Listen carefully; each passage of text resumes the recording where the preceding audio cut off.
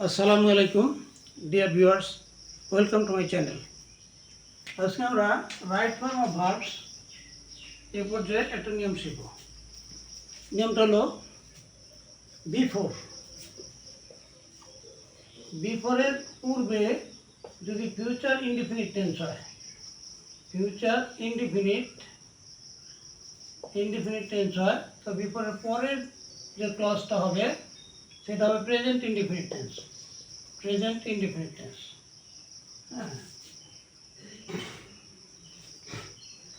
যেমন একটা উদাহরণের মাধ্যমে পরিষ্কার করা যায়।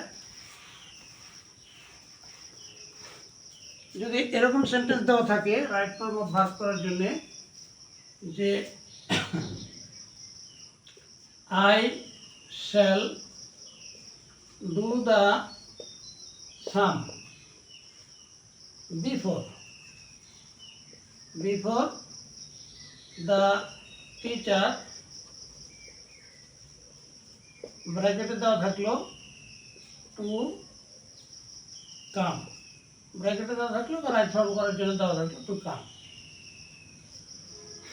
তাহলে নিয়মটা হচ্ছে আমাদের যে বিফোরের পূর্বে যদি ফিউচার ইনডিফিনিট টেন্স থাকে, আই শ্যাল ডু, এটা future indefinite tense, I shall do the sum, আমি অঙ্কটা করব।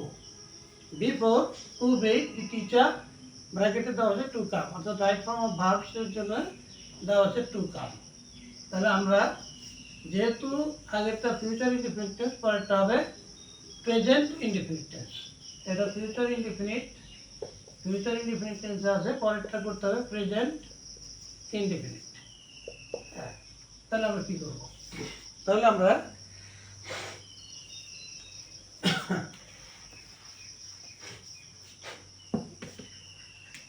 এটুকু আমরা ঠিক রাখবো। I shall do the sum before the teacher, সাবজেক্টটা ঠিক রাখলাম, the teacher.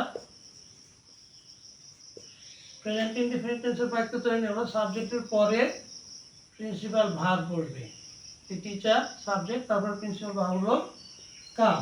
Right form of verb আমরা কাম লিখলাম।